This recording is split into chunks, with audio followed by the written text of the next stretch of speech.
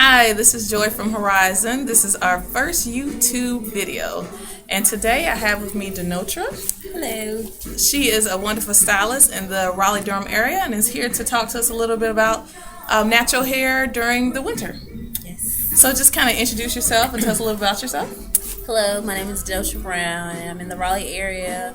I'm a mobile hairstylist. I specialize in natural hair. I also do chemically treated hair, but my specialty is with natural hair and protecting your hair during the winter months is what we're here to talk about today. All right. So can you tell us a little bit about steps that we could take to keep our hair healthy as far as the shampoo process or the conditioning process? The most important thing is to keep a healthy scalp, keeping your hair clean, because with a healthy scalp, you'll have healthy hair. One thing I recommend is when shampooing your hair, you shampoo your hair in one direction to keep it from tangling, and always follow with a conditioner.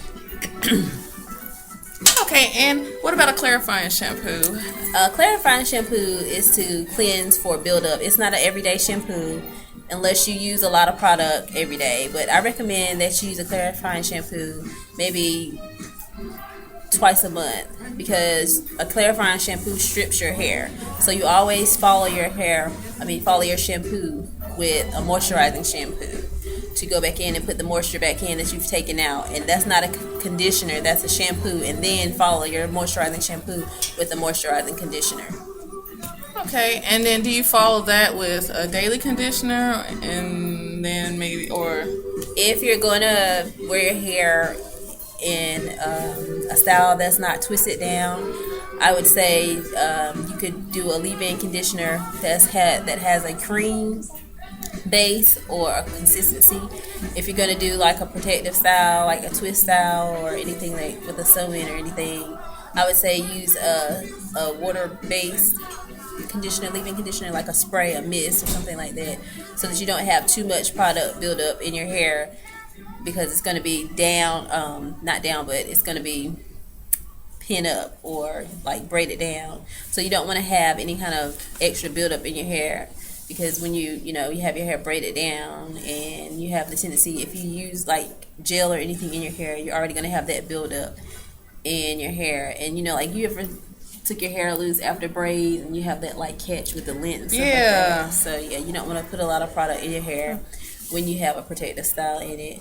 You want to just use something that has a light consistency, like a mist or a water-based spray. Okay. Now, we talked about conditioning briefly. How often should you deep condition your hair?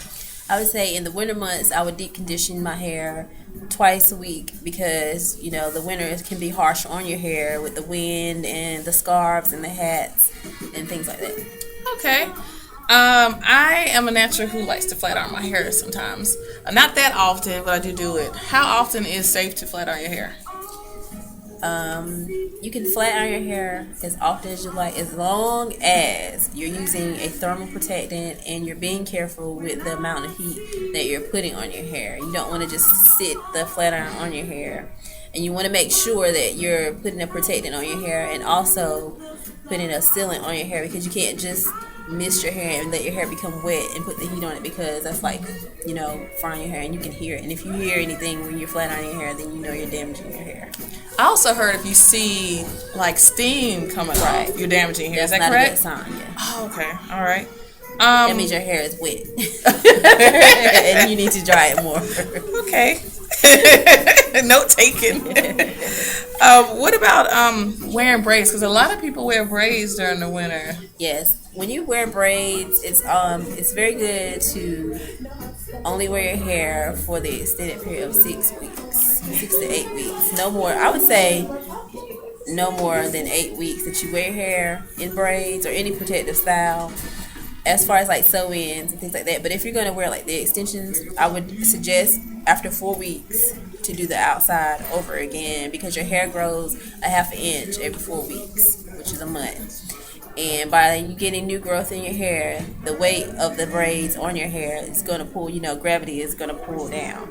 So that's where you come in with the breakage around your edges and things like that. So it's always good to get those redone. There's nothing wrong with wearing braids, but as long as you're taking precautions with your edges, because you want to protect your edges. See mine? And bye-bye.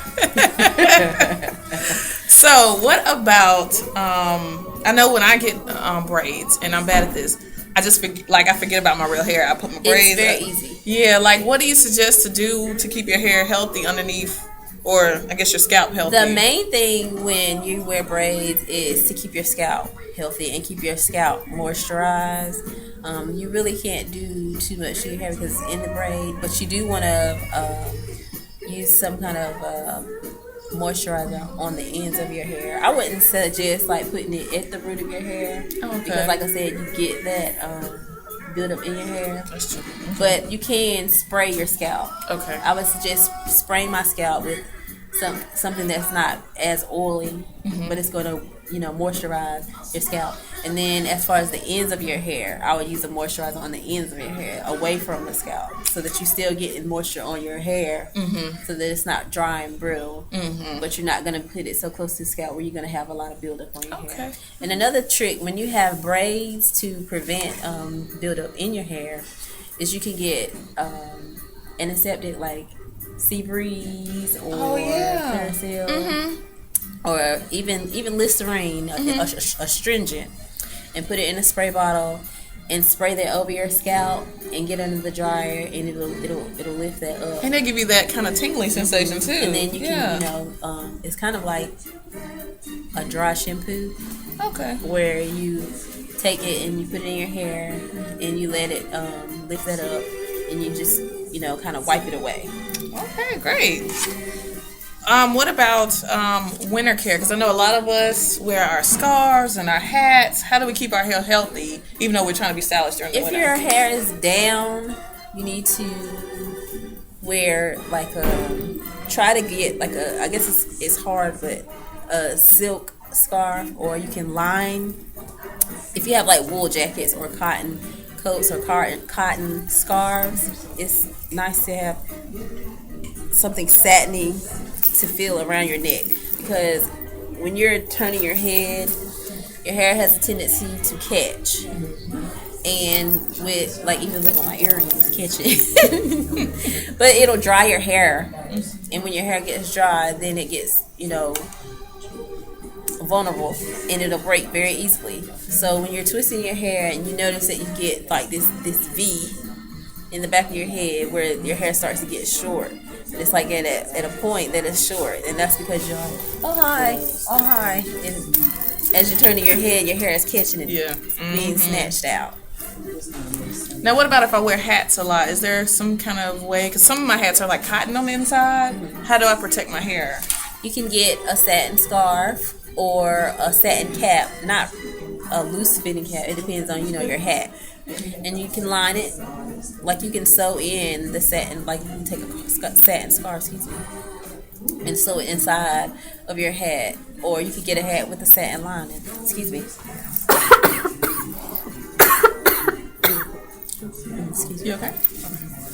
But cotton is not your friend, especially for natural hair or wool. Silk and satin are.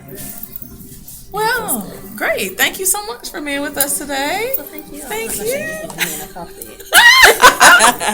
Thank you so much. And thank you for tuning in to our first YouTube video. Again, this is Joy from Hairizon. And I'm Denoltra Brown. Here I am. And her information will be at the bottom of this video. Thank you so much.